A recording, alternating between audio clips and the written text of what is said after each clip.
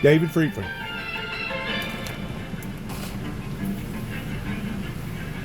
Welcome to Conversations. Just a few years prior to the horrific October 7th attack on Israel, there was significant progress in Middle East peace, partly orchestrated by my guest today, former United States Ambassador to Israel, David Friedman. Welcome, David.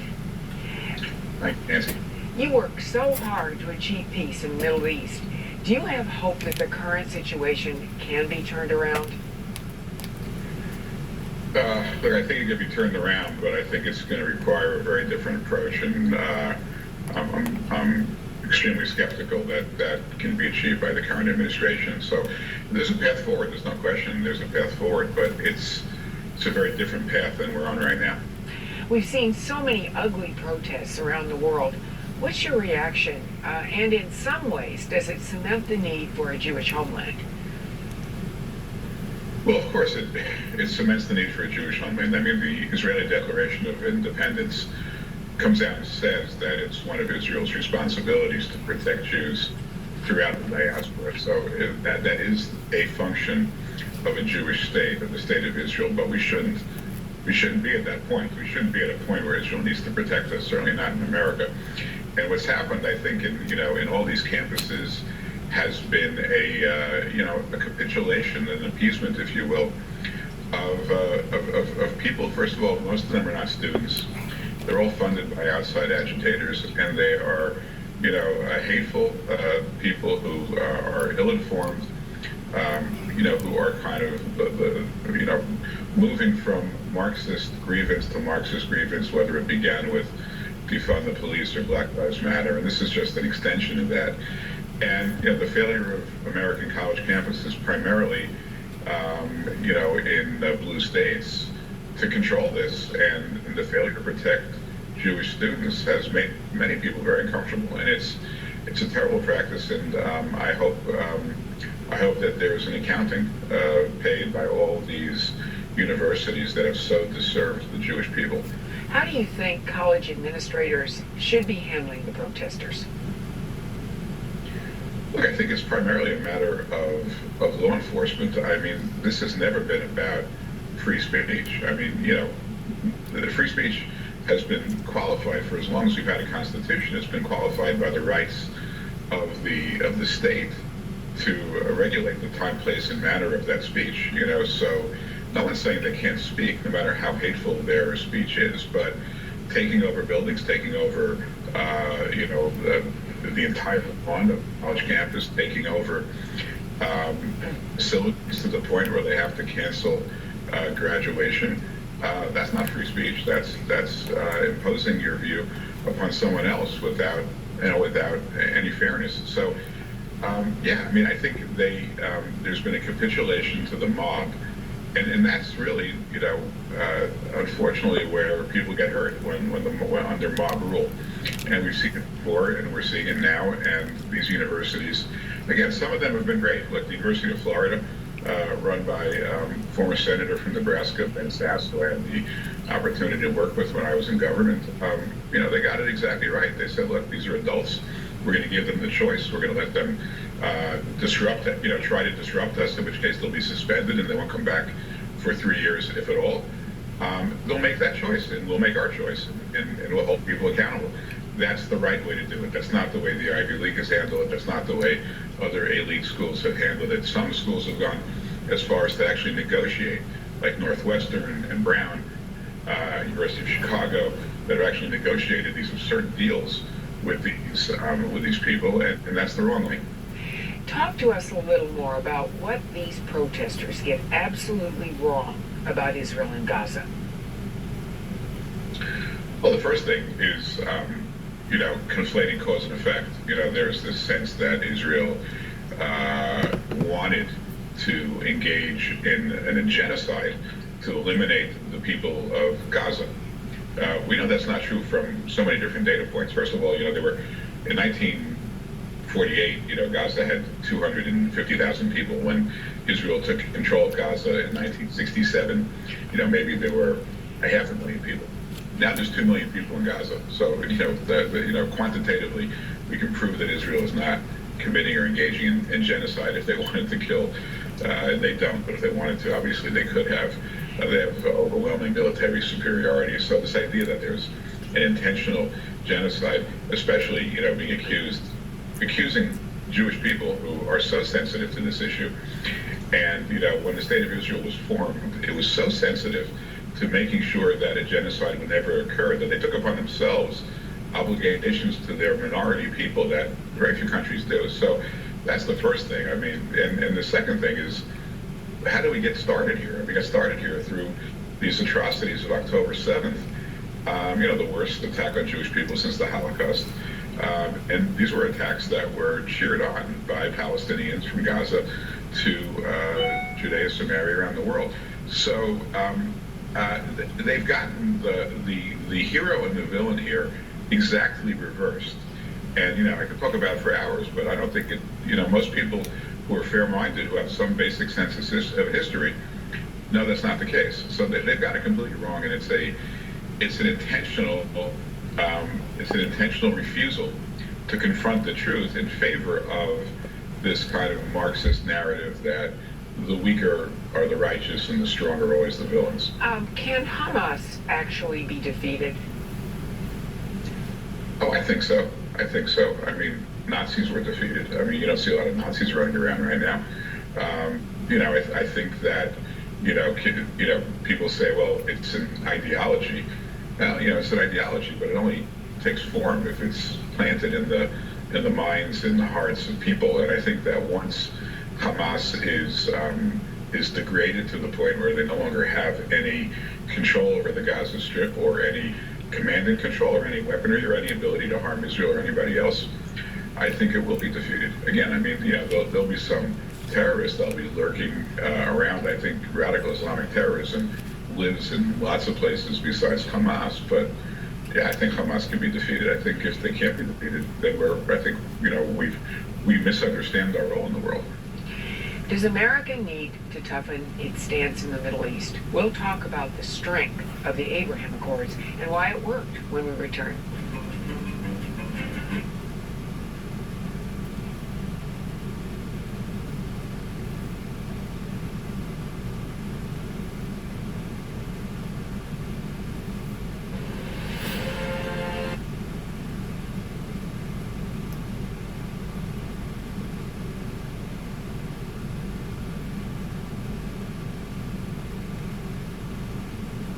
David Friedman, author of the book Sledgehammer, How Breaking with the Past Brought Peace to the Middle East. In your book, you essentially say the key to unlock peace in the Middle East is to take a peace through strength approach. Why? Well, I think particularly in the Middle East, you're judged not by your words, but by your actions. And it's a dangerous place. Middle East has a very high percentage of radicals that seek to fundamentally destroy Western values, primarily in Iran, but not only in Iran. And so the ability of the United States to project strength in that region makes it a player with huge influence. The inability or the failure to project that strength causes the players there to look elsewhere for allies that can help them. So, the moderate Sunni nations, obviously, our ally, the State of Israel, depend on America to exercise and project that strength to keep the place stable, and hasn't happened in the last 3.5 years. Obviously, the concept of peace in the Middle East is a work in progress, but tell me what was behind naming your book Sledgehammer. Well, the figurative reference to sledgehammer is to the idea of breaking away from conventional wisdom. Right? So the conventional wisdom that we inherited was that you need to be even-handed, 50-50 between Israel and the Palestinians, that Iran is essentially a country you can do business with if you treat them with greater respect, and that somehow the way that America will be more influential in a helpful way is to apologize to these countries. No, go ahead. No, I'm just saying, so that, I mean, I think that was the conventional wisdom. We kind of reversed all of that. That's sort of the derivation of the name of my book. During the previous administration, America's embassy relocated in Jerusalem. Why was that seen as such a vital move, and why hadn't it been done earlier? Well, I think it was important because what it really showed was that, President Trump was not going to cower in fear from the threats or the will of rogue nations or, terrorist actors. That he was going to do what the United States had directed him to do through the laws of Congress. There had been a law in the books since 1995 called the Jerusalem Embassy Act, and no president was willing to enforce that law and move the embassy to Jerusalem from Tel Aviv because of some sense of fear that it would create national security problems. And what the president said is like, I don't see it. I don't know why the will of the American people shouldn't be enforced. And I think when he moved the embassy, I think that resonated not just, of course, with the pro-Israel world, people like me who really, have not just, wanted to see the embassy move, prayed for that event for years, but also I think, places like North Korea and Iran and Russia, they saw a president who was exuding strength and a willingness to observe the American will without regard to threats. And I think it had a salutary purpose across the world. And look, you can make the case that was one of the reasons why there were no new wars in the Trump administration. How did that make you feel emotionally the day the embassy opened in Jerusalem? Well, look, apart from things like, my wedding, birth of my children, birth of my grandchildren, it was the best day of my life. I had done something that I cared deeply about. Gotten support of the U.S. government to do this. We had an incredible, uplifting ceremony. I thought of just how proud my parents would be. Unfortunately, weren't able to see it, but how proud they would have been of me had they been sitting in the bleachers there. And I felt that we were doing something of permanent importance, not just between the U.S. and Israel, but for the benefit of the world as well. So the last administration also recognized the Golan Heights as Israeli territory. Why was that important? Look, I think it was important in a couple of respects. Again, it's a signal from the president to kind of the rogue nations around the world, of which Syria, which was the other competing claimant to that territory, was one of them. The president saying, look, we're going to start resolving issues. We're not going to let these things fester forever.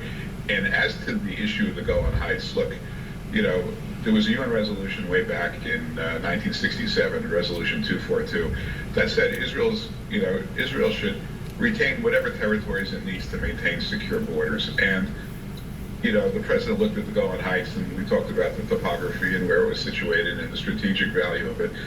And he said, look, there's no way Israel can possibly ever give this back and still have secure borders. Let's begin to, let these issues land so that we don't have to fight about them for the rest of our lives. And I think that was incredibly important. Like, Israel was never going to give back the Golan Heights anyway. It's not like, Israel was giving it back. But the fact that America said, look, enough of these issues. We're just accumulating more and more issues in the Middle East to fight over. Let's start putting them to bed. And I think that had a very important effect. You were one of the architects of one of the biggest wins in Middle East peace, the Abraham Accords. It solidified a peace deal between Israel and several Arab countries. Tell us a little about what went into that achievement. Well, we knew that some of these countries really had no hostility towards Israel, that there had been covert relations between them for a long time. We knew they also kind of had, run out of patience with the Palestinians, who have been extraordinarily difficult in even considering anything but, complete victory in terms of their wish list. And the question was, how do you surface that relationship? How do you, get to a point where it can be discussed in the open, and not just the leaders will have covert meetings, but the people will actually get to know each other. There'll be trade and travel and business and tourism.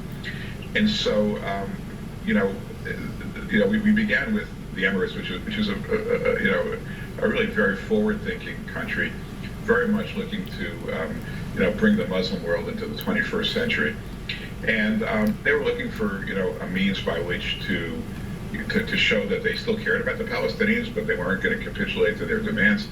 And we worked with them to try to find ways where they could have, cover to show that they were doing something for the Palestinians, but, obviously short of anything that would threaten Israel.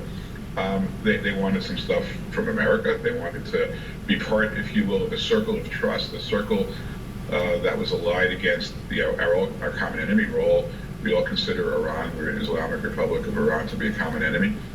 And we did things that, as best as I can tell, other governments don't do. We kind of sat in a room and we kind of figured out, what do you want? What do you need? What can we give you? What can't we give you? It reminded me of the days when I was a lawyer. We negotiated, like people negotiate, give and take. And we did it quickly, much faster than, it took weeks to get done, less than a month to get this all done. People working on it for 50 years.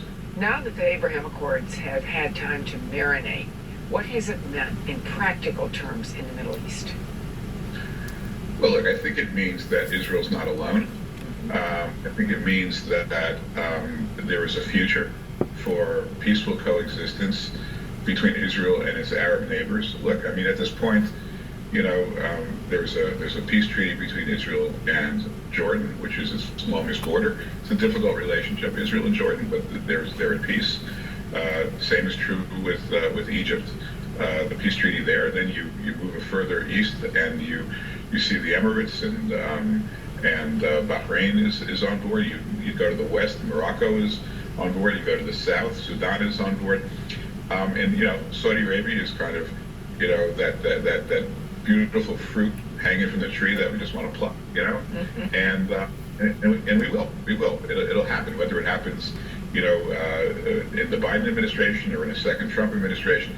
It's going to happen because most of these countries, I think, they recognize that Israel is the solution, not the problem. So is the concept of a two-state solution still viable? We'll discuss that next.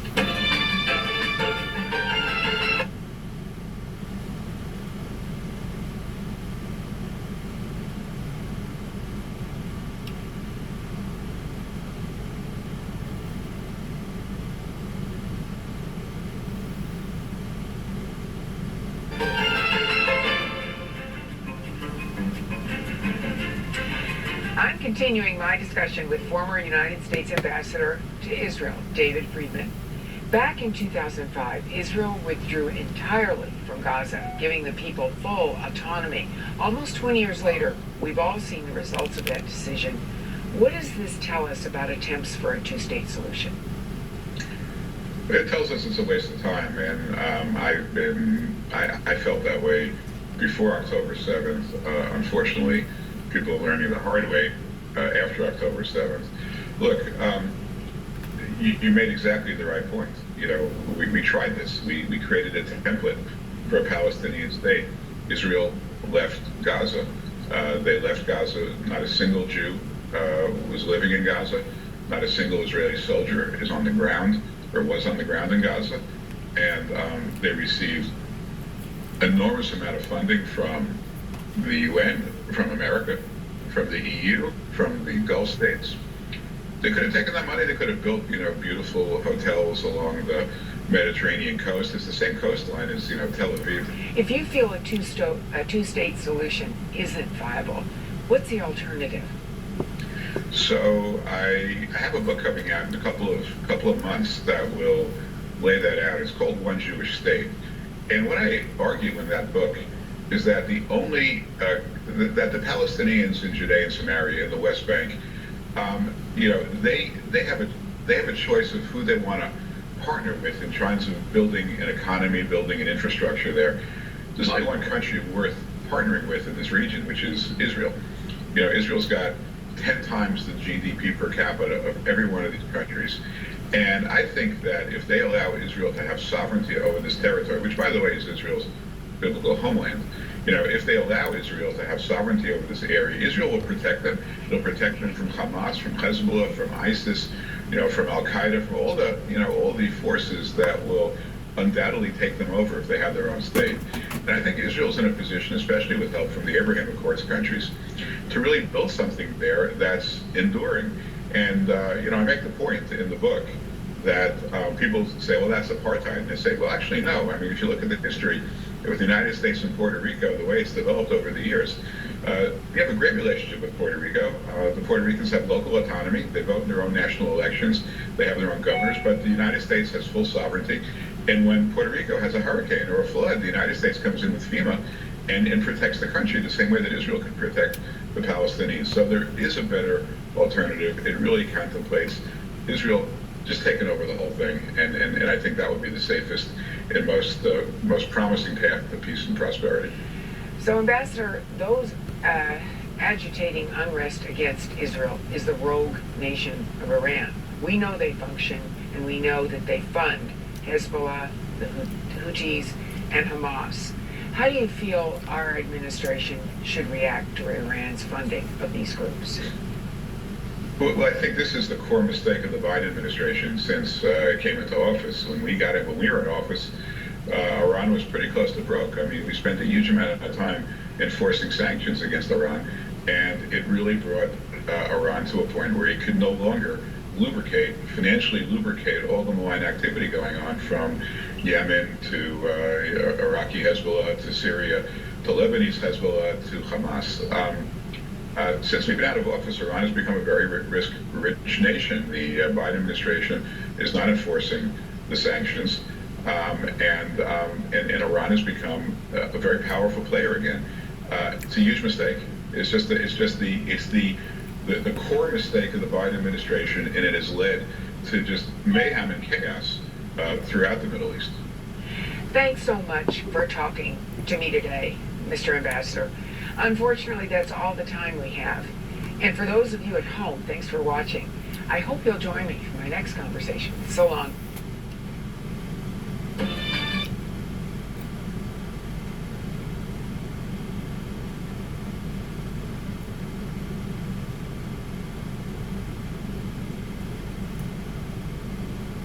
There you go there. You're playing politics. However, Donald Trump, with all these trumped up charges, I mean, he sees himself as sort of one of the first people Trump weaponized his Department of Justice against, and all for telling the truth about Trump's role. I don't think he's not worried if Trump gets in negotiating the alleged hush money payment to adult film star Stormy Daniels on Trump's behalf, and how his former boss reimbursed him. It follows a week of surgery for Luis Jose. Even if Michael Cohen is believable, and even if he lays out what we believe he's going to lay out,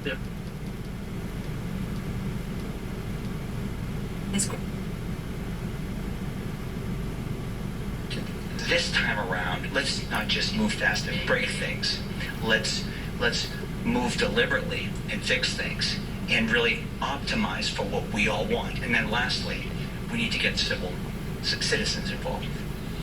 Just men and women and of all ages who care about this issue to affect the change that we need, because I don't think it's necessarily going to come from the big tech companies or our elected officials at the moment. And how would you envision this shift taking place? Because you're right, it would seem unlikely for the big social companies to begin to work against their own business models. Yeah, it's unlikely, but so what? Really? I mean, we can all sit back and say, geez, this seems really big. This seems daunting. It seems like, I don't know. Well, then our choice is like, we're stuck with it. And so, I just can't see that, honestly. I think we're better than that. And we know that things are not right. And we need to fix this. I don't think there's a bigger issue in our time. I think this is the biggest issue of our time. And sadly, it's not an issue that's being talked about for instance, in this presidential election. It should be the number one issue if we want to really get to the other issues. Unfortunately, we're seeing this same technology And what it's optimizing for is creating the same dysfunction in our political system. So how do you change it? You change it by getting people involved who care deeply about the issue, and who get involved in a cause, or that's why I say it's a social project. I don't want to say movement, because it sounds like, no one creates a movement. Movements happen, and so, but if the tech companies aren't going to change it, and our elected officials aren't going to change it, then it's left to us. It's left to us. So let's just cause the change. It may be moms who just are fed up, who have tragically lost children or afraid of losing children, that are just saying enough is enough. We're not going to do this. And we have something that looks like the Mothers Against Drunk Driving, that forces this change. It may be people that are concerned about democracy. It may be, people that are concerned about mis and disinformation, or all of the above. This is our lives.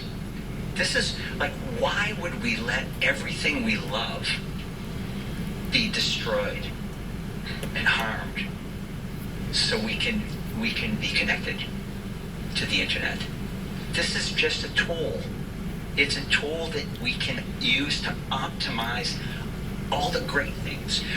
Right now, you ask kids, is your life going to be better than your parents? The majority of kids say, no, I don't believe so. If that isn't like the ultimate metric for failure, our whole lives should be built upon making the world better than we found it. Making life better for our children than it was for us. We're failing. We are failing. So we need to fix this. And if we fix it, however, what's available with this technology and the ability of being connected and having access to the data on a permission basis, using it in transparent ways where people actually know what's happening with their data, those kids will be saying, my life is going to be way better than my parents'. I'm going to live till I'm 150, and I'm going to be healthy. I'm going to do this. I'm going to do that. And the economics that will be opened up by a new data sharing economy will be massive. The innovators are here. The possibilities are massive. We just need to have the will to change this and really make this a project that's of collective action. And that's just a matter of, do we have the will and the courage? Because there's plenty of means to do this. And the tech it's complicated, but it actually turns out to be the easy part.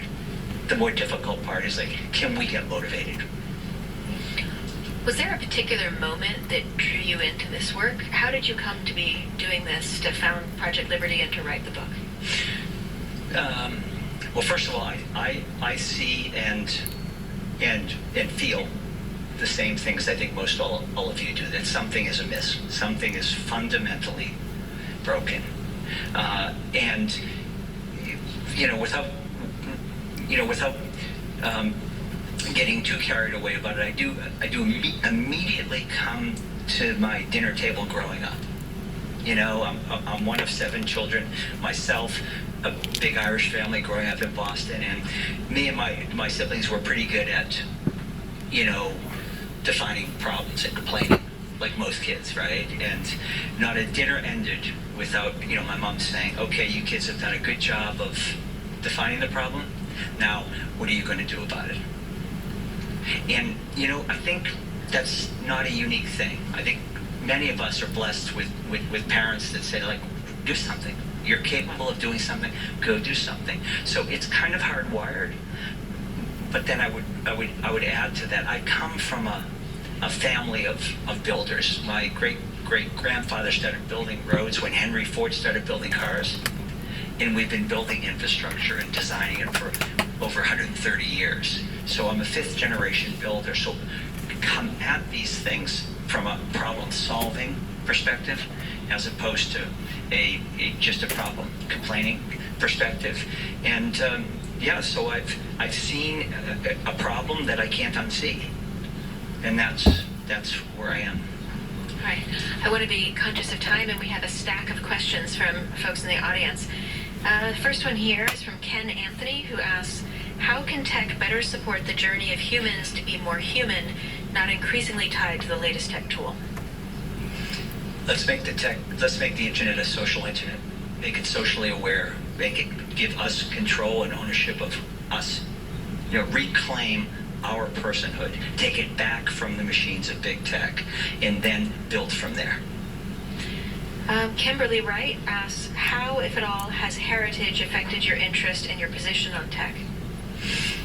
Well, I think I just was alluding to that. I mean, we all come from some place with a perspective, and I refer to my mother's dining room table, and I'm blessed because I come from a family and a heritage of building and problem solving, and this is, at the end of the day, a infrastructure or engineering problem, and we can fix that. As I said earlier, the bigger challenge, I think, is going to be how do we create momentum around adopting an alternative to the current internet, and really having people understand how they fit in, really. And the reason we wrote the book is really as a call to action. It's really to say, this is, and please spend a couple of hours reading it. It won't take long. It was written in kind of a Thomas Paine style. It's only a couple hundred words. The language is intended to be accessible, but I did ask Tim Berners-Lee to read it. And he said, I kept putting red check marks in the margin, agree. So I felt really good about that it's not, Michael, we didn't dumb it down too much. So I think we passed that test. I read it this weekend and would agree. It's a quick and easy read and quite interesting. The related question down here, I see Ella Drury asks, do you believe that our technology drives our cultures and norms, or is it the other way around? Yeah, tech definitely, in my opinion, drives our cultures and norms. It's and we talked a lot about this. David mentioned Unfinished, which is sort of the parents of Project Liberty. Are this Unfinished project that we started. I saw Paula Ricard here, and Lara, who worked deeply with Unfinished, and now are part of Project Liberty. Unfinished was something we started 5 or 6 years ago, which was to really begin to understand what the heck was going on, because just things felt very unstable, and things that we really, really care about. And our first project was a Unfinished Questions project, and we crowdsourced questions around the world, and technology kept coming up and so forth. So we really started to hone in on technology, and that really birthed this project. And it was really we talked a lot about, like, how do we get here? And if you think about it, culture, which is really what houses our norms and our behaviors and our beliefs, really it affects kind of who we eventually elect, right, to represent us and what we stand for. And then we expect them to go ahead and put policies and so forth into place. Well, we have arguably the most powerful technology that we've ever had impacting our culture right now, right? It's actually profoundly impacting what is talked about or thought about. And by the way, in a way I just described earlier, in a very manipulative way as well. And it's, we were talking just earlier about the media, went from being one business to something that was just following search engine optimization, right? So it's just what's trending. Well, that doesn't mean that's well-sourced or the most important news. So we're really have become almost victims of this omnipresent, ubiquitous technology, which is driving our culture, and then everything downstream from that. So we're getting the sign that we need to wrap this up, but I want to squeeze in a few more questions if we can quickly. When talking about responsible technology, how do you think artificial intelligence can be used responsibly without causing harm to someone's privacy? And this comes from Parth Batavia. Yeah, I think this is, I hope that you all are reflecting on how important our social graphs, our personal information is to to how the internet now is operating. And I say that because we can see now the exploitation and the manipulation and how what was decentralized became centralized, and it's surveillance-based, and it doesn't feel at all like a democratic thing. If I said centralized, surveillance-based, autocratic technology, I don't think you'd say, well, that's a great thing for democracy. I think awesome autocracies, right, would use that. So we have this broken thing. We talked about the harms to kids, et cetera, et cetera. So why would we take something broken, make it more powerful using generative AI, large language models, without fixing the problems first? Let's fix the problems and then enjoy the benefits of generative AI. But there's only one reason why we would not stop, fix the problems, now knowing that they exist, and that's if we're just going to be dragged into this future by the same companies that are the only companies that can benefit from these large language models, because you need massive data sets and huge compute power that resides in essentially 5 platforms. So for them, I understand why they want to rush and move forward. And you see them all now just frantically, pushing and shoving to see who's going to be the dominant player. But, let's make no mistake about it. Algorithms are artificial intelligence. Generative AI, this is just a more powerful version of the same thing I've been describing, which is an exploitive technology. What's going in, what data is being trained in these large language models? It's your data that's being trained. I mean, the static information like books and journals and all that, that's been ingested by these machines a long time ago. What's being ingested right now is what's on the internet. And without regard to who created it, could care less. It's just ingest all of human creativity right up to the present moment and train models and profit from it. And I'm a capitalist. I'm all for people making profit, but not at the expense of the things I love and the things I care about. So there's a direct correlation between artificial intelligence and our data. And that's what we need to fix. And again, the possibilities are awesome and could be great, but not in the direction we're going. Now, in thinking about AI in this conversation, and in the book, you cite the tech ethicist Tristan Harris, who has said that tech can beget new forms of rights, right? You think the right to be forgotten was not a right we had or needed until, basic changes within tech brought it to us. But with AI, is it going to be possible to be forgotten? I think it's something we're all going to think about a lot more in the year ahead, right? Yeah, well, I'd certainly like to have models that were built where I was in control of my data. I got to decide who got to use it for what purpose. If it's in a large language model, I want to know it. I want to have transparency. And if people are going to make $1 billion, I want to participate. Okay, so I agree with Tristan, and we've talked about this. There are new rights that get created as technology and life evolves, right? The rights I described going all the way back to 1775 and the founding of this country, there were rights that didn't exist, and then there were rights that were created. And then along the way, there were adjustments to that, right?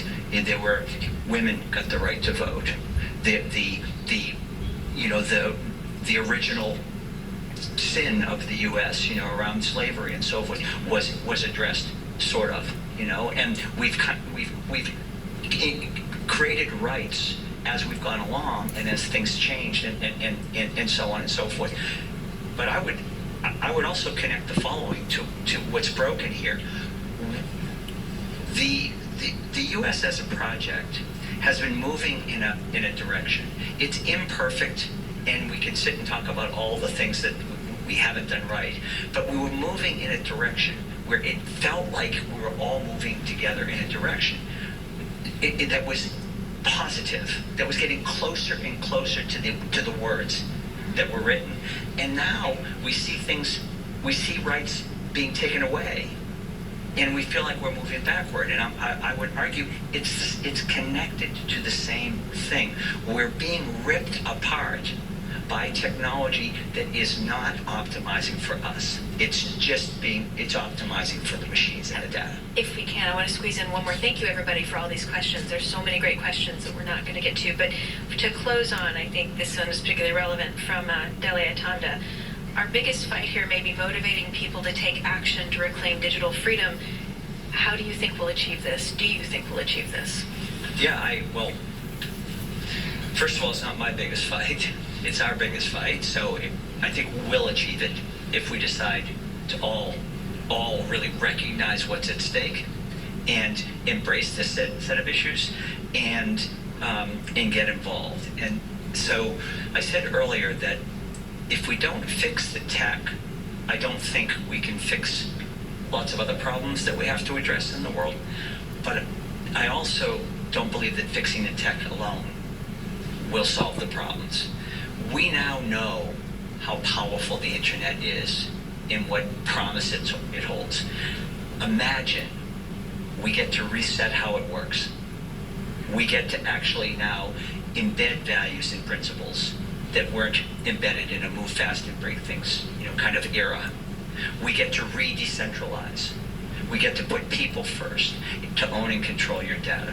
We get to use the technology for society's sake and optimize for what we all really care about and protect our children and so on and so forth. If we can get the people involved in this to really reclaim our future, then I think we can win this fight. If we just expect new, better tech to do it, I think we lose the fight, because these platforms are so big and powerful that there's only one thing that's going to change, and that's when we insist that it be changed. Thank you very much. Thank you all for being here. I'm going to add to what he's talking about there. Who would have ever thought that data, artificial intelligence, who would have ever thought that the internet, etc., would have become just as vital as any other crucial entity pertaining to either electricity or gasoline or water or air or any of the above? This is a man-made creation pertaining to the internet. It's not a utility, but it's starting to be treated as a utility because now of our involvement. So, the scary thing about this is if we don't put brakes on it and guardrails on it to the point that we are definitely in control of it rather than it could possibly be in control of us. Whenever we fantasize, I'm going to use that word, about computers taking over the world, kind of like Arnold Schwarzenegger of the Terminator, that may not be a scientific fantasizing event, because the more and more that we get closer and closer to this, the more and more that people like ourselves can recognize that this could actually occur, unless we do put brakes, unless we do put guardrails to make sure that nothing like this ever occurs. It's the tip of the hat, and I truly believe that it's in the right setting pertaining to the era that we're in right now, because I have discussed this before about the two witnesses. How can the witness or witnesses that's going to be involved with the Doomsday Devil's Duel, how can they basically hold their testimony in their hands if it wasn't at this era of being able to do that? I mean, just my life alone, I could probably write at least 10 books, and that's being conservative, pertaining to where I've been, what's went on, how it went on, where I was whenever it went on, what motivated me to do what I done. I could write at least 10 books. Can you carry 10 books in one hand? Nope. You can't. I mean, I guess you could, but it would be awful awkward. And you'd have to be like Arnold Schwarzenegger. You'd have to be real, real strong to carry around 10 books all the time. But the fact of the matter is, now we can carry 10 books in our handheld device and probably 10 or 20 more. It could actually be unlimited pertaining to the data that we can put into that device. So, whenever it comes to biblical Bible prophecy coming true, I think we're in the right era. I really do. Because if we was not in this era, it would basically be impossible for the witnesses that it talks about in Revelations to hold thy testimonies in thy hands. Thanks again. Good luck to all of us. I didn't want to comment on a whole lot of that was going on. You know, it was really not up to me to voice my opinion about the Middle East and the Abraham Accords and etc. because I'm not really that familiar with all that stuff. I am familiar with it a little bit, but I'm familiar with it just enough to get me in a big, big trouble. So whenever it comes to statistics, I'd rather leave that to the professional people because they have studied this, and obviously they know every crook and cranny, they know every town, they know every name of every town over there, and I don't. I just know a few of them. I know enough, I basically know enough that would get me in trouble if I was to really sit down and try to educate others about my education about the Middle East. I know just enough that would basically get me in trouble. So anyways, I just want to say good luck. God bless. Happy Mother's Day again. And once more, shalom.